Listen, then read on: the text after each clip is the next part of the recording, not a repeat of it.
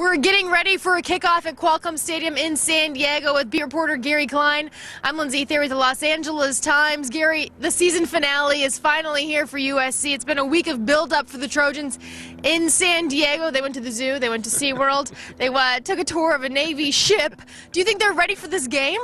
I think they're ready. This is a team that's coming off a big win over Notre Dame. It's been 3 weeks of pretty relaxed but pretty focused practices. So I think this is a game that obviously the players that are coming back, the coaches want to use as a springboard into next season.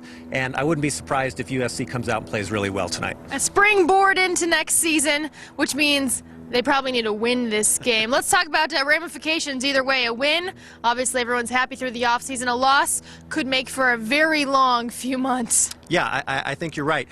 Steve Sarkisian yesterday at the coaches press conference went out of his way to say, you know, the result of this game doesn't really affect us one way or the other in terms of moving forward. And that's agree or disagree? Well, I think on some levels he's right, because it doesn't really affect it.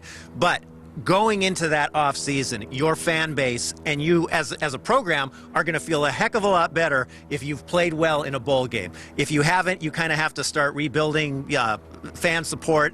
You're going to have questions about yourself as a coach. You're going to have questions about your team. So I think a victory is much more important than they're letting on. Now, obviously, this is an important game for USC to win, but I think a lot of folks, myself included, are more anticipating what was coming after the game with three of the players, Leonard Williams, Nelson Agholor, and Javaris Allen, if they will indeed announce for the NFL draft after the game, or if they're going to give it a couple of weeks because they don't have to announce until the middle of January. What do you think? Do they get it over with after the game, or are we going to have this thing drag out?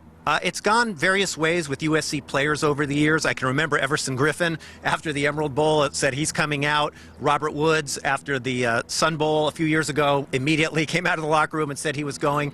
But I just get a sense with these players that it might be different. I could be wrong, but I wouldn't be surprised if Leonard Williams puts off that announcement, if Javaris Allen puts off that announcement. And quite frankly, I'd be surprised if Nelson Agholor at this point had made up his mind, because there's still a few weeks for them to kind of look at things. All right, the sun is shining now. Apparently it's going to be pretty cold later on in Qualcomm Stadium. Can't wait for that after being in Los Angeles for the sun all year long.